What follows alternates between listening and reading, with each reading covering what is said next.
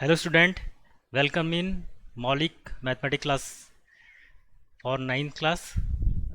आज का एक टॉपिक है हमारे पास मिड पॉइंट थ्योरम, जो कि अप्लाई होती है क्वाड्रिलेटरल एंड पैरेललोग्राम में। इस पर डिस्कशन करेंगे, इसको सीखेंगे कैसे इसको प्रूव करते हैं। इसका स्टेटमेंट है, हमारे पास एक ट्रायंगल है ए बी सी। इसकी तीन साइड हैं, A B C and A C.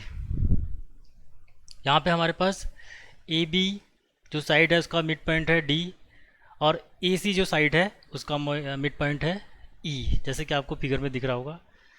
तो इन दोनों मिड पॉइंट को मिलाने वाला जो लाइन सेगमेंट है मींस डी, वो इस ट्रायंगल की थर्ड साइड जो कि कौन सी है बी सी, उसके पैरेलल होगा और उसके हाफ के इक्वल होगा। यानी means D parallel to B C and D E equal to half of B C. ये इसका स्टेटमेंट है। सबसे पहले हम लिखेंगे इसमें प्रूव करने के लिए इसको गिवन। इसमें गिवन क्या है, इन ट्राइंगल ए बी सी एक ट्राइंगल है, जो डी है मिड पॉइंट है ए बी का, और ई जो है मिड पॉइंट है ए सी का। हमने क्या करा, जॉइन डी, ये हमको गिवन है। टू प्रूव क्या करना है, जो ये लाइन सेगमेंट है जो मिड पॉइंट से मिलकर बना है यानी डी, ये पैरेलल है बी सी के and D half of B C के। इसमें कंस्ट्रक्शन भी करना पड़ेगा। कंस्ट्रक्शन क्या करा हमने, ये जो डी लाइन है इसको प्रोड्यूस कर दिया एफ तक, और जो ये सी एफ सी है यानी मीन सी एफ, ये पैरेलल ड्रॉ करी ए बी के। Draw C F parallel to A B के, ये इसमें हमने कंस्ट्रक्शन किया। अब आइए देखते हैं इसका प्रूफ। प्रूफ कैसे होगा, इन ट्राइंगल ए ई डी में, in triangle A E D में and triangle C E F में, and triangle C E F में जो एंगल वन है, angle one means angle A E D equal to angle two. Angle two क्या है, angle C E F, ये आपस में इक्वल है। Reason vertically opposite angles. जब भी कोई दो लाइंस आपस में इंटरसेक्ट करेंगी ऐसे, तो वहाँ पे क्या करते हैं, pair of vertical opposite angles जो कि आपस में इक्वल होते हैं। एक पेयर ये बना और एक पेयर ये बना, तो ये आपस में क्या होंगे, इक्वल होंगे। ये इसका रीजन था।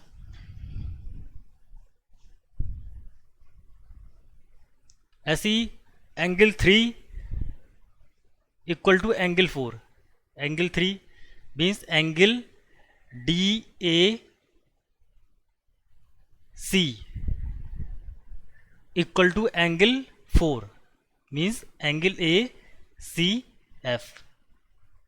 Reason alternate interior angles. Alternate interior angles हमको पता है, हमारे पास सपोज दो लाइन है, एक ये है, ये दूसरी लाइन है, ये दोनों लाइन आपस में क्या है, पैरेलल है। अगर इसको एक तीसरी लाइन टी जो कि ट्रांसवर्सल है इंटरसेक्ट करती है, तो क्या होता है, जो ऑल्टरनेट इंटीरियर एंगल्स होते हैं आपस में इक्वल होते हैं। तो ये एंगल इसके इक्वल हो जाएगा और ये वाला एंगल इसके इक्वल हो जाएगा। तो यही हमने कंडीशन इसमें अप्लाई करी। तो ये क्या हो गया, हमारे पास angle three equal to angle four के इक्वल हो गया। Reason alternate interior angles. Next A E equal to C, A E equal to C because E is the mid point of A C. तो यहाँ से हमको मिल गया ए E equal to A C. तो हमने देखा जो ट्राइंगल ए ई डी है, ट्राइंगल ए ई डी, इसके दो एंगल, एंगल वन और एंगल थ्री, और एक साइड ए ई। ट्राइंगल सी ई एफ के एंगल टू, एंगल फोर और साइड सी के इक्वल हो गई। तो ये जो दोनों ट्राइंगल होंगे आपस में क्या हो जाएंगे, कॉन्ग्रेंट। तो हम यहाँ लिख सकते हैं triangle A E D is congruent to triangle C E F. ये हमने कैसे लिखा, हम देखते हैं। यहाँ पे हमने इसको पोजीशन दे दी साहब। सब ये सपोज यहाँ पे एंगल वन पोजीशन में है, जो पॉइंट ए वन पोजीशन में, ई सेकंड और डी थर्ड, ऐसे ही सी वन ई सेकंड एफ थर्ड। तो तो यहाँ पे हम देख रहे हैं एंगल 1 कौन सी पोजीशन में है, एंगल 1 कौन सी पोजीशन में, ई वाली पोजीशन में, सेकंड पोजीशन में। एंगल 1 सेकंड पोजीशन में इस ट्रायंगल में, और इस ट्रायंगल में भी क्या है, सेकंड पोजीशन में है। तो एंगल 1 किसके इक्वल हो गया, एंगल 2 के। ऐसी एंगल 3, जो एंगल 3 है कौन सी पोजीशन में है, ए यानी फर्स्ट पोजीशन में है, और एंगल सी भी कौन सी पोजीशन में है, फर्स्ट में। तो एंगल 3 किसके इक्वल हो गया, एंगल 4 के। और जो ए ई है ये किस में है, फर्स्ट एंड सेकंड में। ऐसे ही सी किस में है, यानी ट्रायंगल के लिए फर्स्ट और सेकंड में। तो ये इसका तरीका है ये लिखने का। इस प्रकार हमने क्या कर दिया, ये दोनों ट्रायंगल आपस में क्या होंगे, triangle A E D is congruent to triangle C E F के बाय एंगल साइड रूल।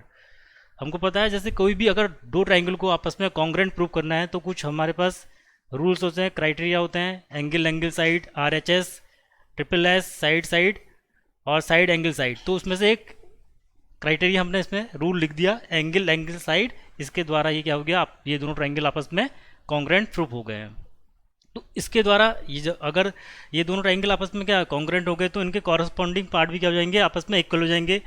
तो जो ए ई डी है, इसका जो साइड ए डी है, जो ट्रायंगल हमारे पास कौन सा है, सी ई एफ के साइड एफ सी के इक्वल हो जाएगा, और डी किसके इक्वल हो जाएगा, ई एफ के। तो यहाँ पे हमने लिख दिया A D equal to C F and D equal to E F.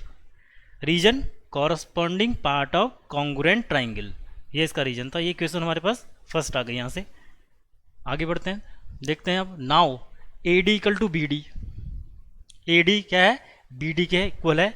Y, because D is the mid point of A B. और हमको पता है फ्रॉम फर्स्ट से ए डी किसके इक्वल है, सी एफ के। अगर ए डी किसके इक्वल है, बी डी के इक्वल है, और ए डी किसके इक्वल है, सी एफ के हैं, तो ये इंप्लाइज क्या करेगा कि जो बी डी है किसके इक्वल हो जाएगा, सी एफ के इक्वल हो जाएगा। तो यहाँ से हमको मिल गया B D equal to C F के।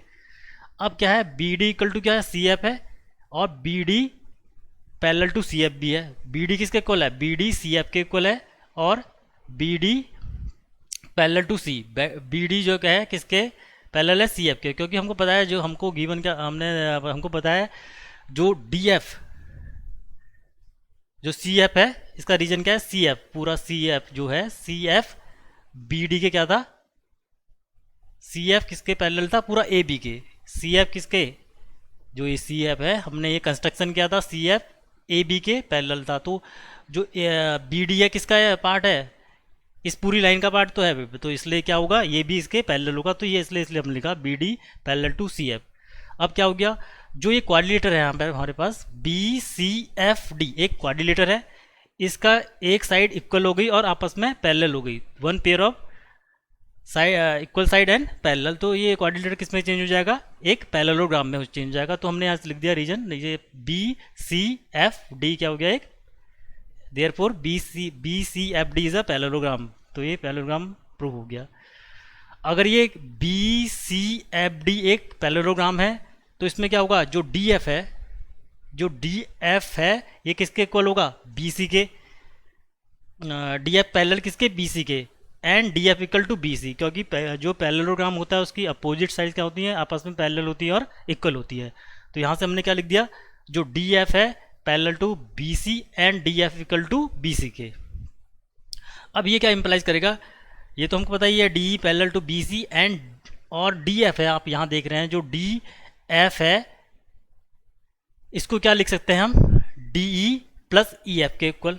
डी एफ को क्या लिख दिया हमने, पूरा डी एफ था, डी ई प्लस ई एफ के इक्वल लिख दिया, ये इक्वल टू बी सी के इक्वल हो गया। अब यहाँ से जो हम जानते हैं, यहाँ पे ई एफ किसके इक्वल है, डी ई के। जब हमने यहाँ से इक्वेशन फर्स्ट से ये दोनों ट्राइंगल आपस में कॉन्ग्रुएंट प्रूव कर रहे थे, तो यहाँ से हमको क्या मिला था, D equal to E F के मिला था। तो यहाँ हमने क्या लिख दिया, इस ई एफ को भी डी ई के इक्वल लिख दिया। नाउ अब इस डी ई को इस डी ई से ऐड करेंगे तो कितना होगा, टू डी इक्वल टू क्या आ गया, हमारे पास बी सी आ गया। फिर आगे हमने करा सॉल्व, तो क्या हो गया, डी ये यहाँ पे क्या है, इसमें मल्टीप्लाई में, तो यहाँ पे जाके किस में चेंज होगा, डिवाइड में। तो ये क्या हो गया, 1/2 बी सी। तो हमने फाइनली प्रूव कर दिया जो डी ई है किसके पैरेलल है, बी सी के, और डी ई किसके इक्वल है, हाफ ऑफ बी सी के। यही क्या होता है हमारे पास मिड पॉइंट थ्योरम होती है।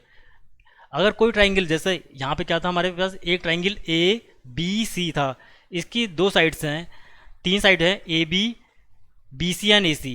इसमें दो साइड हमने ली, ए बी और ए सी। ए बी का मिड पॉइंट क्या था, डी था, और ए का मिड पॉइंट क्या था, ई था। तो ये दोनों लाइन जो मिड पॉइंट है, इनको मिलाने वाला जो लाइन सेगमेंट हमारा बरा डी, ये डी क्या है, इसके पैरेलल, किसके, थर्ड साइड के, D parallel to B C, और डी किसके इक्वल हो गया, इस थर्ड साइड के हाफ के, D equal to 1/2 B C. यही हमने इसमें प्रूव करना था। आशा करते हैं आपको ये वीडियो लेक्चर पसंद आया होगा।